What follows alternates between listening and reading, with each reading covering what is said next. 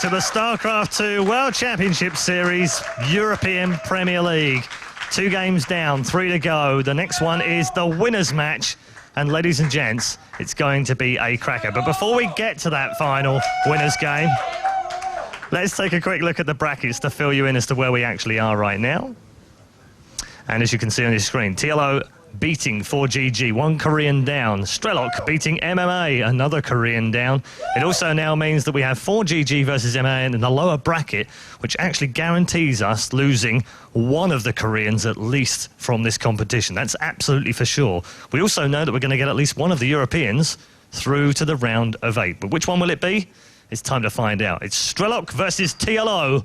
It's coming up next with your commentary team of Apollo and Kalaris.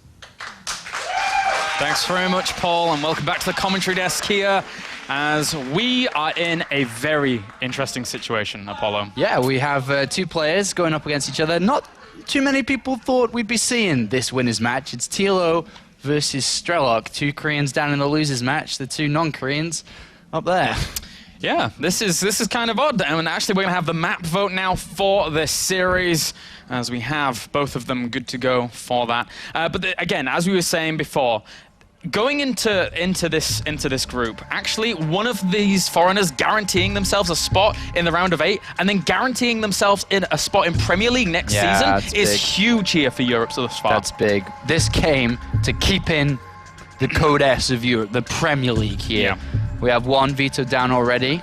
Belshir Vestige, I think that was TLO getting rid of Belshir Vestige. Akalon Wait, or was it the other way around? I'm not too sure. Because Belshir Vestige is a pretty good map, but yes, maybe not if Strelok's going to be playing mech. Yeah. So I think that Strelok could have got rid of that. Akalon Wait seems like a good ban there from TLO. Yeah, and actually I want to come back to Strelok's playstyle just in general. I think that because he's in a group with no Protoss, I think that helps his mech a lot more. He uses mech against Protoss, but because it's only Zergs and Terrans here in this group, that's really giving him a very good boost here. Alright, so there are the vetoes coming down. There are the 3 maps left, Newkirk, Star Station and Whirlwind. Pretty big maps. Yeah. I mean, the Star Station and Whirlwind are for sure. Newkirk, not so much, but it looks like players are shaking hands. Strelok's taking his jacket off. Oh, it's getting serious. Getting serious here, Kalaris. It's about to begin. TLO gives a wave and a peace sign to his fans.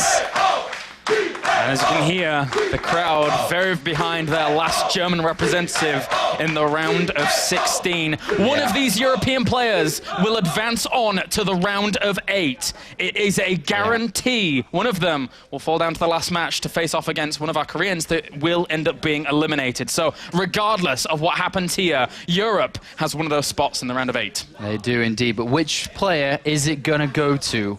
Is it the slow and patient Strelok, a 27-year-old who has been in esports since forever? Yep. Like forever, since back in Brood War days, and he's never had massive success. Even when he was, active, very active in StarCraft 2 Wings of Liberty, he was in mid-tier Terran. Sure, he'd do well in a tournament here and there, but in the big picture, he wasn't one of the guys you'd say, in Europe, Strelok's #1 Terran. No, he was never that guy. It was always Thorzin, always Lucifron. But then today, he's starting to prove that different. He's brought in a style, a strategy, and a presence where he's doing so well. Yeah, and map 1 is going to be Star Station into Newkirk Precinct and then Whirlwind. I think if anything, Star Station might work a little bit against the style that we normally see from Strelok, but going into the other 2 maps, if he ends up taking the loss in the first game, that's really his ground to get back into because they're going to help him out so much more. TLO, I guarantee you. Oh wait, notebook's back. It's the book. It's the book. And it actually looks like a build order book. It does. Because look at all those notes. There's a lot of notes. What am I going to do to beat TLO? Maybe he's made notes on each of his opponents. Yeah. And then he's reading about them before the game. Maybe it's not a build book. TLO hates Hellbats. Okay. Look, he's looking at him. Oh, he's like, should I or should I not build Hellbats? He goes onto the help screen, checks for Hellbats. What yes, bad against? Hellbats are the option. TLO, on the other hand, I was going to go into it, but the notebook came out. I, for a fact, know that TLO, in all his practice against Terran these last few days, has probably only played about 10% of games against mech. It's true. And that's a fact. That is a fact. So I asked him. if that's true, which it is, then he could be in trouble because I don't think he's going to be prepared for what's coming. Yes, you have a general sense of, I mean, for example, when you play ladder or when you play ladder at home, you scout your opponent, you say he's playing Met, all right, okay, time to go Roach and, change things up. But this is going to be a bit more, it's not as easy as that.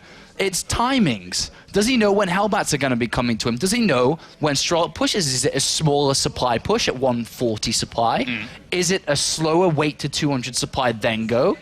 Can TLO even just, try to rush up to Hive and Ultras or something like that? So I think this could be a difficult game for TLO. In general, across MMA and 4GG, for some reason, I feel Strelok's the harder game for him. I think maybe, yeah. And the thing is that we also found from TLO that in terms of, say, for example, dealing with Hell Drop play and stuff like that, he was saying that he feels that his style going up against a Terran has evolved to the point where he now feels very comfortable against it on what one would consider a little bit more of a minimalist approach. So TLO is looking for blood here. He's looking to advance. He knew it was all Terrans from the very beginning. That gives him the edge. That gives him a slight advantage. Strelok, though, he's going to come into this matchup, not necessarily his strongest matchup in terms of Heart of the Swarm, but in terms of Wings of Liberty, it was a 59% win ratio. So he has the pedigree there to go toe-to-toe with TLO. Well, it's about time we find out, Kalaris, who's going to win, who's going on to the round of 8, where things get even more serious than they are already. TLO must face up against Strelok here. Is it going to be Germany? Is it going to be the Ukraine? We shall see as we have our German representative spawning down in the bottom right-hand corner, as our Blue Zerg. He goes by the name of TLO.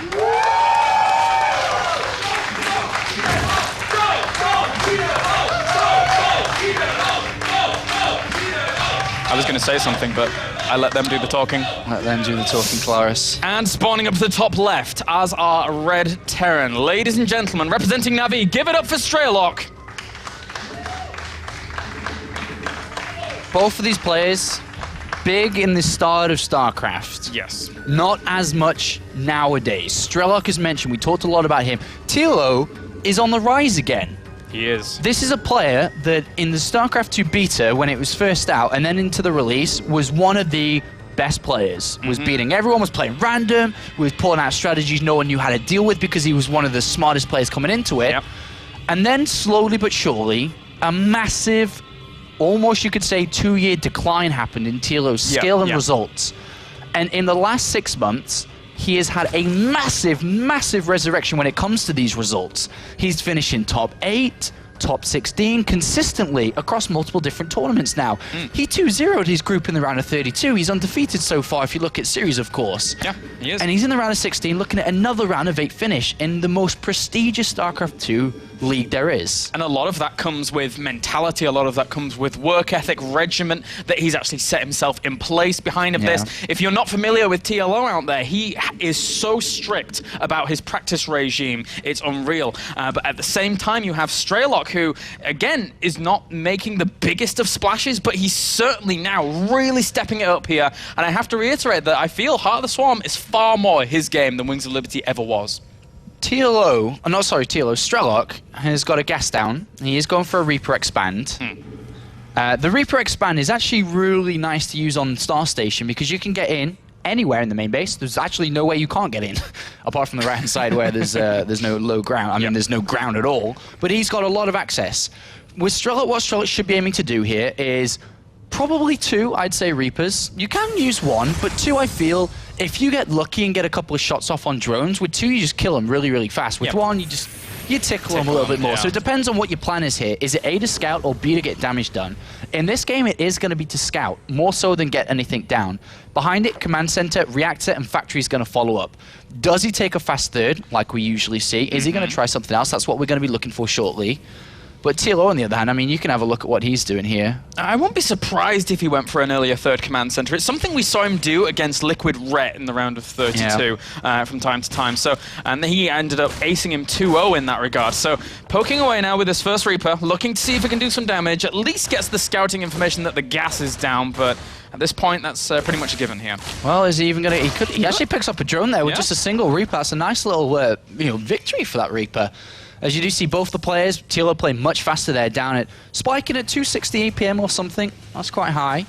Though, one thing to point out, I wonder how many Hellions we'll even see from Strelok.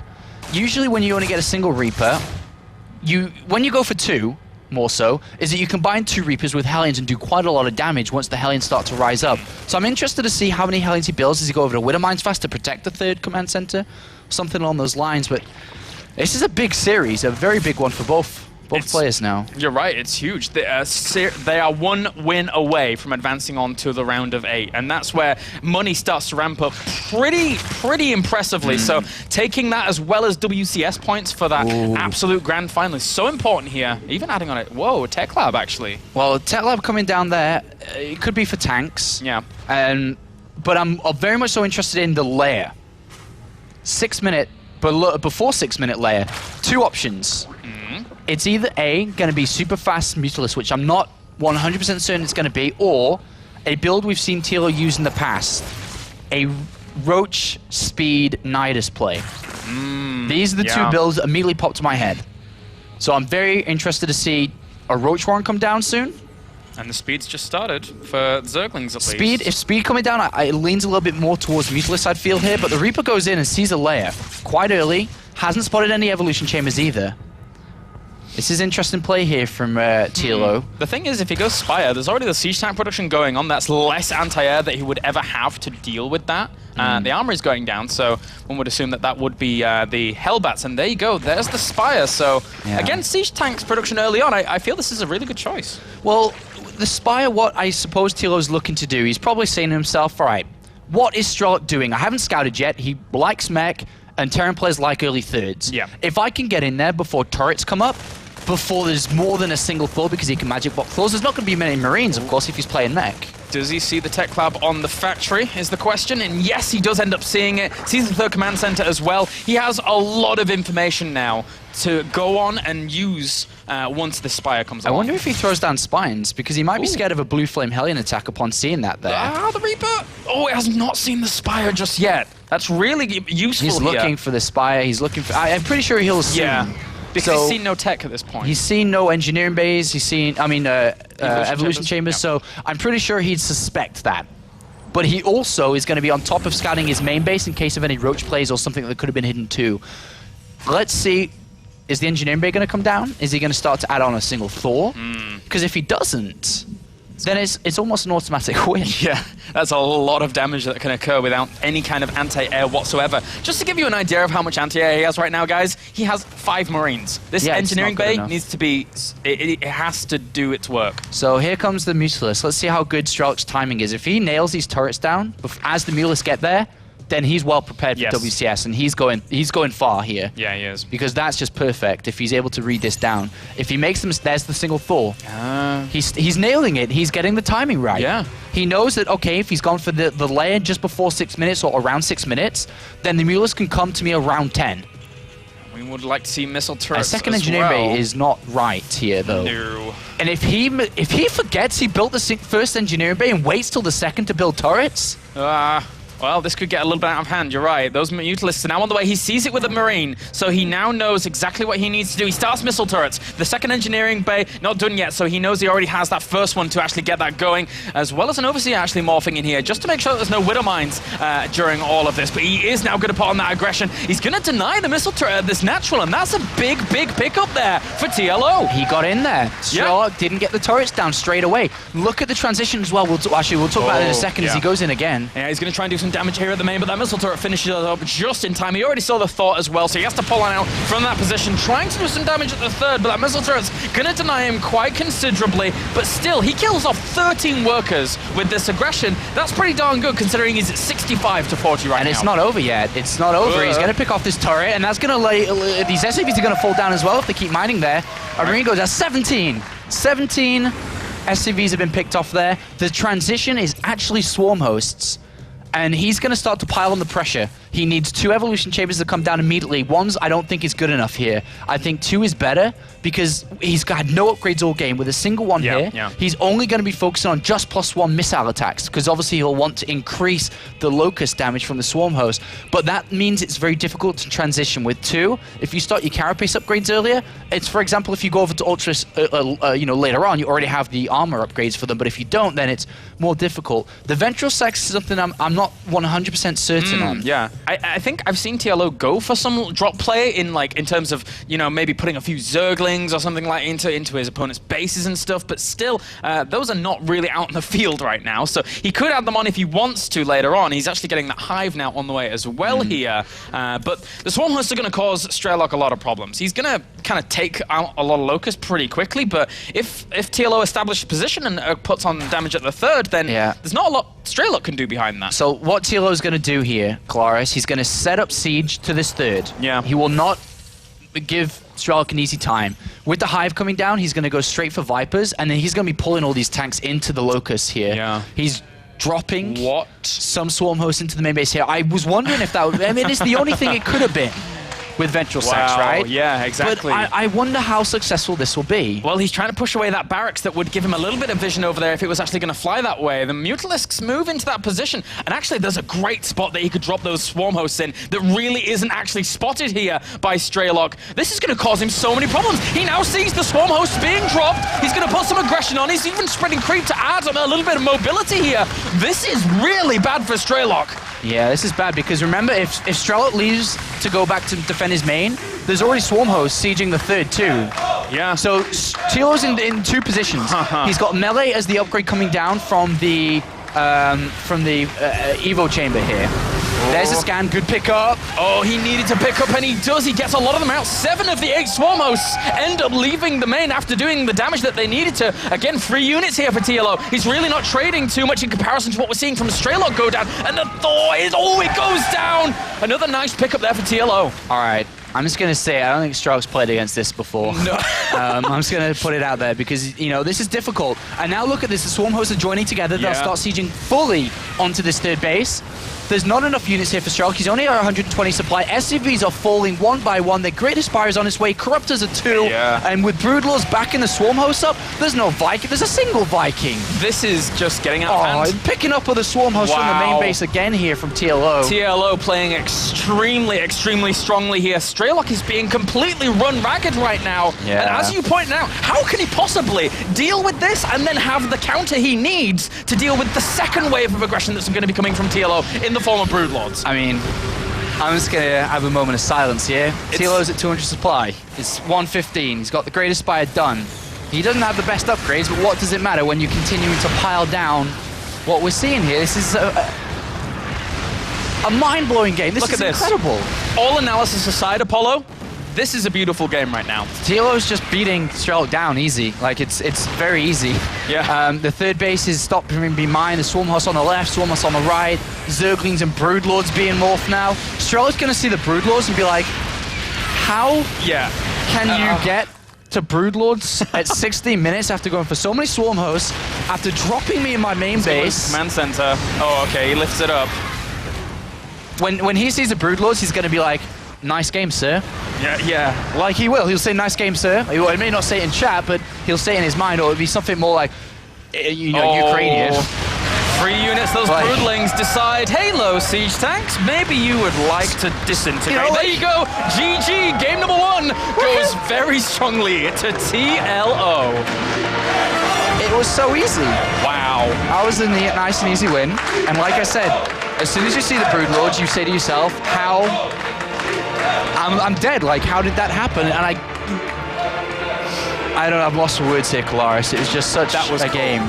That was cool. And Strelok now has to look back on game number 1 and say, what do I do? Yeah, look at him. Against, we haven't seen him like that all day. That's not in the book. That build wasn't in the book.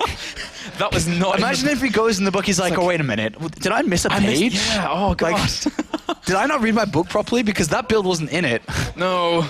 Well, that's certainly a very interesting opener here to this series to determine which of our foreigners will move on to the round of 8. And going onto a map like Newkirk Precinct, I don't think it works as well, something like that. It's a bit out of the ordinary, gotta say. But God knows what tricks TLO has up his sleeve at this point. Yeah, it's such a, difficult game for Strelok to actually compromise. Look at him, he's like, how do I even approach? What do I do different? And I think that's the biggest question, which may not even be answered here. As a mech player, Apollo, kind of theorize this out for me. What could you possibly do as the meching player against that to kind of stifle it a little? You can't. I don't know. If I knew, I'd hopefully be on that stage playing for the round of 8 as well. But I don't know. I don't know what Strelok could do against it. I don't know if he can play mech against it. I think a lot of Terran players will and probably have had problems with it. I wouldn't be surprised if Terran players come out of the woodwork now and say, I actually, when I play ladder, I meet TLO and I can't beat that. Yeah. TLO was one of the people, if you look back in Wings of Liberty, that stopped Lucifer from playing mech in Wings of Liberty too, because of his roach drops and stuff. He just finds a way to stop it and abuse the immobility.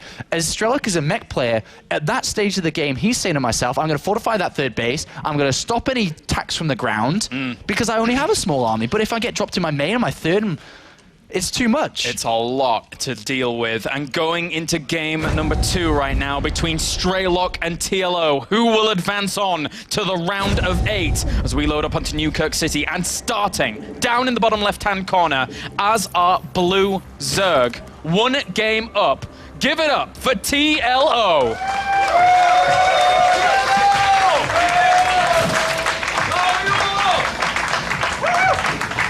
Spawning down to the bottom right-hand corner as our Red Terran. 1 game down here in this best of 3 after a very surprising game number 1. Give it up for Strelok. All right, let's see how this is gonna work out here. Looking at Strelok, and if I was to give him any advice, I'd probably be like, all right, if you're gonna play mech, then don't sit back as much. Hit with Hellbat drops. If you can hit with Hellbat drops and slow your opponent down, then I don't think TLO would get in the comfortable position he was in. If you look at TLO's build, he went for a super early layer, 4 gases early on, straight to Spire. Yeah. Only Zerglings as defense. How can you stop Hellbat drops? You can't, is the answer. That's you true. actually can't. The problem is if I was to sell Strelok that, and I was actually his coach, then TLO wouldn't do that, and he'd defend against Hellbat drops, and then Strelok would probably hate me. That's true. So we'll see what happens here for sure. And again, we spoke to TLO a little bit before, and he seemed pretty comfortable against Hellbat drops. So I'm interested to see if that will occur here from Strelok. I mean, technically, if he clears out, maybe the middle and tries to go around the edges with Hellbat drops, it's a pretty good map for it. It's very, very short rush distance in terms by air, but in the end, Strelok might say, well, that's kind of predictable on this map. I'm not going to go for it in the end. Yeah, I wonder what he'd do instead, though. Hellions at the front, maybe? I mean, the ramp at the Natural's kind of big, right? It can be choked off by evolution chambers, but... Yeah. One way or the other, though, if TLO wins this game and goes on to the round of 8, he's actually going to be making history for Germany in WCS. In last year's WCS 2012, the highest finishing German player at the European finals was Soke, who finished 9th to 12th place. TLO moves on today in the round of 8. He breaks that barrier and pushes forward. And actually, looking back at that event, the 2nd place finishing German player was actually Hazuobs down at 17th to 24th. So he's really making strides here today. Likewise for Strelok, there wasn't that high of a Ukrainian finish. I think Bly finished 9th to 12th as well. So if Strelok was to move on today, he'd also break that barrier of results back at home. And it's funny that you actually bring up the German players just in general and the heritage, because we recently just had our German EPS, where we had Soka and Hazuobs as finishing number 1 and 2 in the German scene. Now, those two have already been eliminated in WCS Premier. Yeah. And we have TLO now on the potential for moving forwards into the round of 8. Imagine if TLO has been playing EPS. He's a monster right now. He's playing incredibly well. He's been working very hard in his game, and he's starting to get results like he'd obviously been hoping for. So it's happy to see that happening here. As Strelok did go command center first into a Reaper, is going to be scouting all-ins, and then just fall back onto his factory. 2nd gas has been taken. The Hellbat drop is a little bit slower here because he'd go command center first into it, but it's still a viable option. And I think it may be something he'd look to do. But depending on what he scouts here, nice little trick there by TLO to get that creep tumor down. He'll see the 3rd base. And he'll realize, obviously, it's not the same again. Going straight up to layer here, but I think Hellbats is going to be the way he'll approach this. And it's something to important note as well, this little creep spread that we've got going on from TLO, is this is something he does a lot. You not only see it against, Terrans, you see it against Protoss as well. And TLO he's refined this method. He's refined this technique. He's able to establish himself far more forward positions than you normally would be able to early on as a Zerg because of this little trick that he does. So it's very, very strong. And meanwhile, we have Strelok opening up with the armory. So yeah, he's going to go for these drops here. Well, as I say that, he throws down a second factory, which is not right for the build. Obviously, if you're going to go Hellbat drops, you need something to drop from. And without a starport, he doesn't have a medivac. So that's interesting. He's throwing a second factory down. Whether he's going to get a very early +1 attack, whether he's going to try some kind of 2-base push, is it going to be a Hellbat push? A Hellbat tank push, something along those lines. There comes down the starport, so it's not incredibly late. I mean, it is late, but it's not incredibly late. Yeah. We'll see. Just a little bit there. The layer now morphing in at that natural. 53 supplied to 42, but it doesn't really matter too much at this point, as it's just a few Zerglings piling up for TLO to control the middle of the map a little bit more. Right now, the most pivotal watchtower is controlled by Strelok, so TLO will want to kind of steal that back and have that control in the middle of the map. So he can't be threatened, and if he does see something coming along down that path towards his third, then he's well notified. Well, no units have been made from this factory with a reactor on it yet, and I'm a little bit surprised. I was expecting to see some Hellbats being made.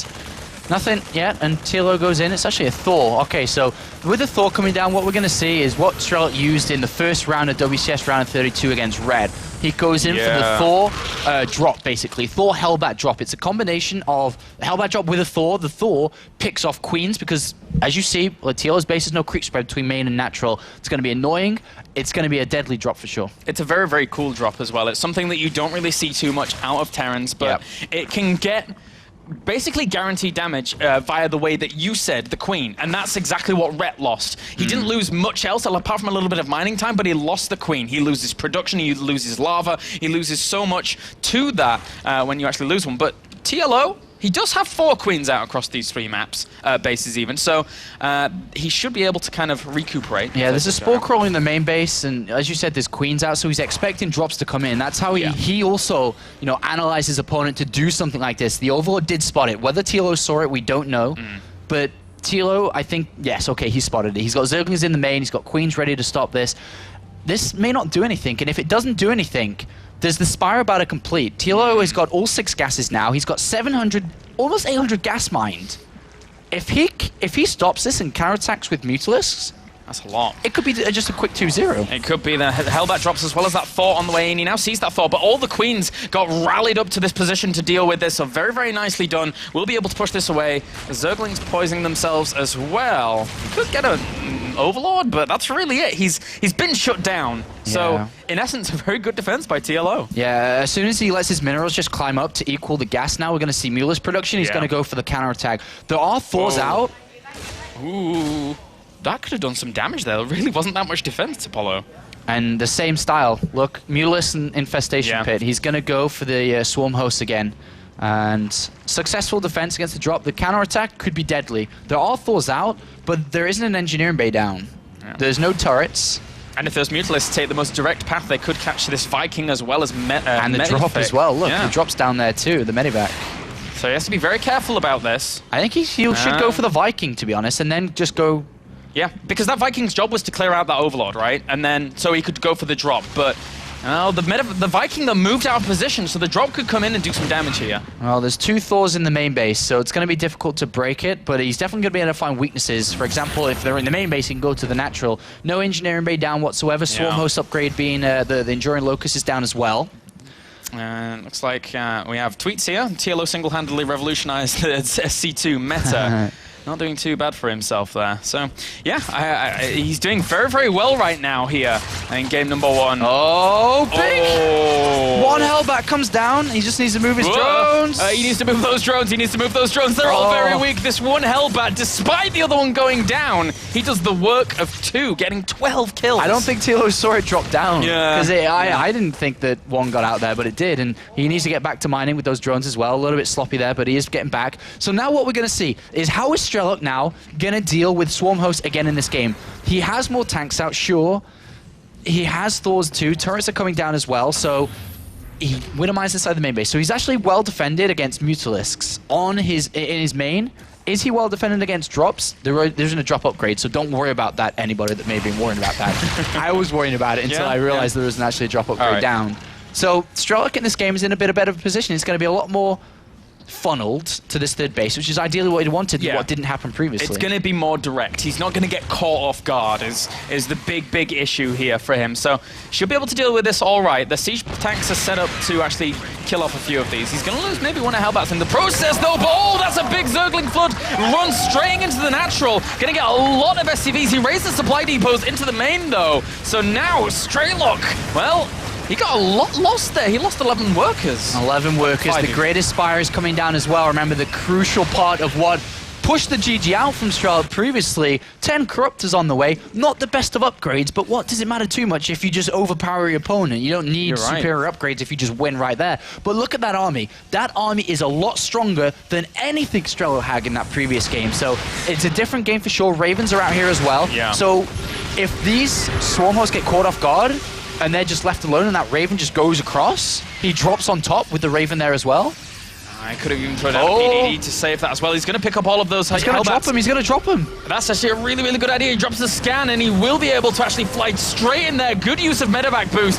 Closes the gap with those swarm hosts. They have to evacuate out here. Forces the liftoff so he can bring in the entire army once again. 164 supply to 165. TLO retreating back for now, but he's still poking in with his Mutalisks and Zerglings. There isn't actually any evolution chambers in this game at all. There's actually none. Wow. So TLO has 0 upgrades on all his units, despite Strelok having 2 attack and +1 armor. That changes everything. He's just moving forward. He's got SCVs coming with this as well. He's on auto repair with his SCVs. He's coming for the win. The Broodlords could actually help out so much here, though, as they move forward. There's no anti-air here for him to deal with. The Zerglings and Broodlings close in and kill off a lot of SCVs to kick things off. Strelok sacrificed a lot there. It's 55 workers to 72 right now. PDD goes down, trying to soak this up, but the Raven, not destined for this world. Because of the no evolution chambers in this game, TLO was able to get Broodlords out even faster than previously. It's 15 minutes 30 as they completed morphing compared to 60 minutes last game, 30 seconds faster.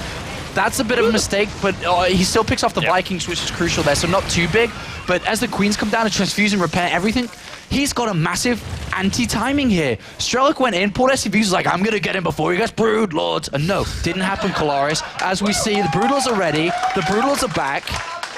And what are we going to see here? Can he hold this? Yeah, this is going to be really difficult. Those Broodlords bearing down on this position is going to make him hard. He actually doesn't have his Thors in the armor shots here just yet. I think he just morphed them in, so should be able to. There we go. He morphs them in, as I say it. Strelok heard of me, apparently. But still, Carapace is going down for these Broodlords as well. That's going to help a lot. He's completely ransacking the third. He forces the lift off, and no, you cannot lift that off. Corruptors say goodbye, Command Center. And there's so many Corruptors here that have such a high armor anyway in this game. It's going to be very, very difficult for Vikings to get in there. A bit of a weird attack coming from Strelok, but at the end of the day, I don't think that is too important here. It's how can Strelok deal with the Broodlords so early in this game? Yeah. Well, there's a little bit of a drop here. Strelok trying to bring himself back into it. He is supply blocked. He's actually doing a very good job there of applying some pressure to both of the pivotal mining bases for TLO. But the Broodlords are uncontested. There is nothing to deal with them. The anti-air for him is trapped behind Hellbats that are constantly dying off. Now he closes the gap, but the Queens are the big savers here. Transfuses go down one after another. All he has to do is kill off the last remaining Thors. The last remaining Viking falls as well. 132 supply to 149 in favor of Strelok, but there's nothing to kill the Broodlords, Apollo. Yeah, the Queens kept them alive for long enough. The Corruptors did their job. TLO is down in supply. He is actually losing this third base, getting dropped around. But at the end of the day, if he breaks this natural, there's still not going to be any anti-air. TLO hasn't won this game yet. I'm just trying to say that. He hasn't won it yet, but he's still pushing forward. Army supply still in favor, but it's not about the army side. It's not about numbers in terms of who has the bigger army, who has the bigger economy. It's has Strelok the units to deal with that there. It's a weird combination of units. Swarm hosts, Queens, Broodlords, Corruptors. It doesn't matter numbers. It's actual units. What does he have to deal with it? Yeah, he needs such a diverse range of units here to really deal with that. He needs detection, he needs massive anti-air, he needs the ability to kill off the ground army with the Locusts now plowing on forwards once again. He has a lot of siege tanks in the back here. That might be able to help you out, but he needs to deal with the Broodlords, who are now whittling down that exact composition that he needs to deal with the ground army. The Queens come along as well. Even if the Broodlords took some damage, there's still plenty of transfuses. Yeah, TLO is going to be able to pick up this win, I think, here, guys. He's got 100 supplied to 65, and Strelok has a Thor and a Viking. The Thor's going to fall down fast. The Viking, that's not going to do too much here with all those Queens around. And TLO for Germany looks like he's moving on to the round of 8 here, Looks Kalaris. like it. Sitting on the production facilities, one Viking kills off one Broodlord, but in the end, Strelok has very little economy left. So does TLO, but there you go. GG! And that means we now know our first round of 8 player in the form of TLO. TLO just 4-0'd the round of 16. I don't want to, like... Sorry. TLO just 4-0'd his group. TLO, in the previous group as well, you know, went 4 maps, 1 loss. Yes. Including players like Naniwa. Yeah. He's looking ridiculously strong. He's had a lot of time to prepare. Granted, he had a small advantage when it comes to preparing for one race, but he just aced his group. And I don't want to say that I called it. Did you call it, did you? Did you Well, predict it? during the round of 16 draws... You say TLO first. Yeah, TLO first, man. It's all good. Good job. He's looking pretty darn good, I gotta say. He's looking pretty good. Yeah. And that means we have only now Terrans remaining throughout. That's but right. for now, guys, we are going to send it over for an interview with the glorious victor in the form of Mr. TLO. Thanks very much, guys. I'm with TLO, who is breathing very heavily right now, but it's through, I don't know, a mixture of relief and pride and joy going through. You are the first man to qualify for the round of 8 in the Premier League of the European World Championship Series.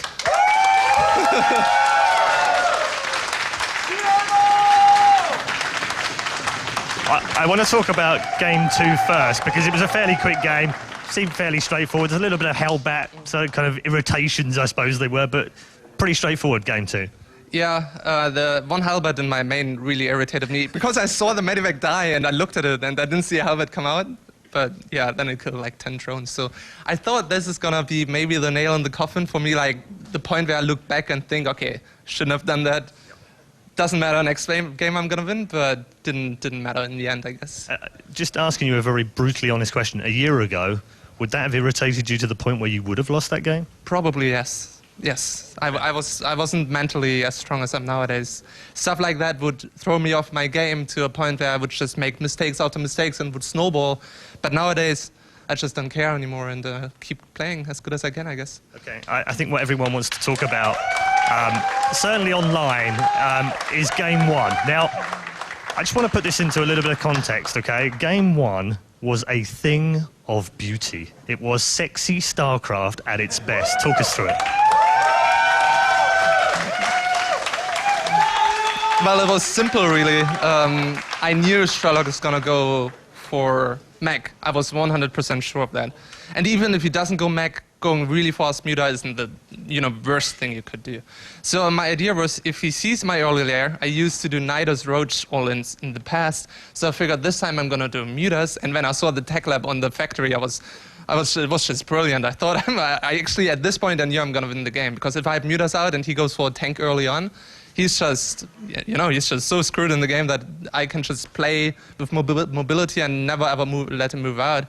And I think this is what I benefited most in this group is the way I played at DreamHack and earlier in my round of 32. People looked at those games and I played really gimmicky. So this time, to prepare this, I just played the same build 100 times just to get the most, clean game possible and don't rely on gimmicks. Even though on Star Station, I just kind of abused the way Strelok played. Well done. Congratulations. You are through the round of 8 already. TLO already through then, and we'll find out who joins him in the next 2 games. But before we get to those games, here's Apollo to break down a wonderful couple of games from this German. Hello.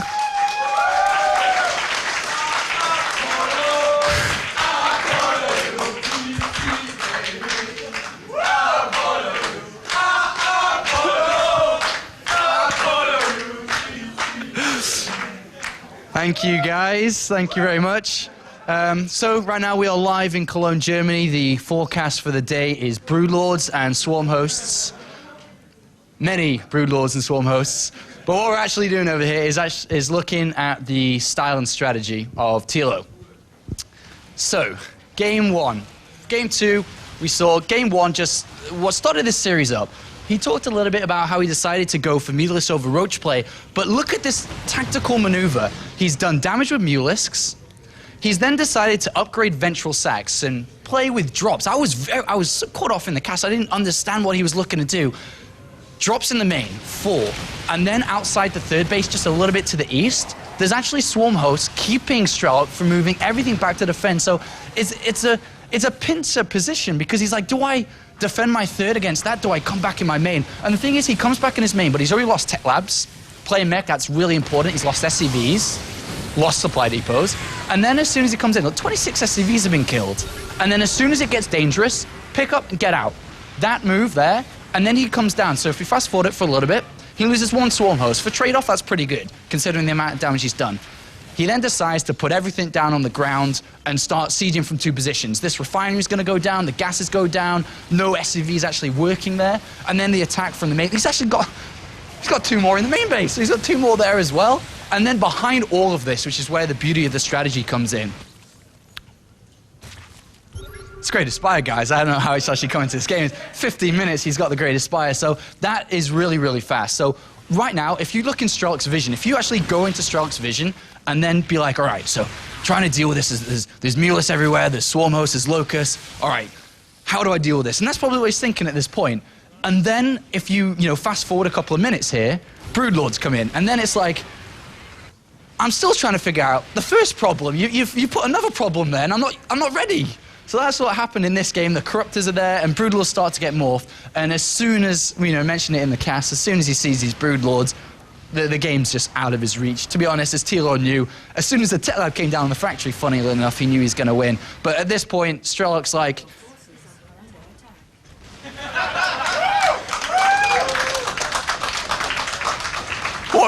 what can I do? So he has to type GG and unfortunately leave the game here as he does. But that was a great set of strategies from TLO. Really innovative. Something that we haven't been seeing too much in Heart of the Swarm recently, especially Swarm host use. So I'm really happy to see that. And I'd just like to extend congratulations over to TLO and pass it over to Red Eye. Very much, Apollo. Another fantastic breakdown from the man that gets his own theme tune from the German crowd here in Cologne. I'm now joined by another German. It is, of course, Hübner, who is going to run us through the community reaction to that game. It's been spectacular, right? It has been. People have been calling. In fact, after they've called Strelok the Panzer General, they're now calling TLO the Mac Zerg, because that's kind of what he's been doing. So he's gone from an infested Terran to a mech Zerg. I like that. That's good. We've also got some special features out there as well. Team Acer have done an interview with MMA. Is that right? Yes, because MMA moved into Germany like a week ago, roughly. They put out an interview there. It's, I think, teamacer.com. You can find it there. It's definitely a good read. You should check it out. Thank you very much. We also have something very special for you. I don't know if you can just see that right now. This is a board with all of the 4 Group A players. We're going to get them to sign that. And this man right now... Oh, hang on, let me put that back. This man here, Hübner, is going to come up with an idea as to how you can win that via social media. Make sure you are using the hashtag #WCS, and also send your tweets to @StarCraft and @ESLTV. And if you want to use Facebook instead, it's facebook.com/ESLTV or /StarCraft. That is your social media check-in with Mr. Hübner. We are going to take a very quick break. When we come back, it's the losers final. Which of the Koreans makes it through to have a chance at playing Strelok? We'll find out soon.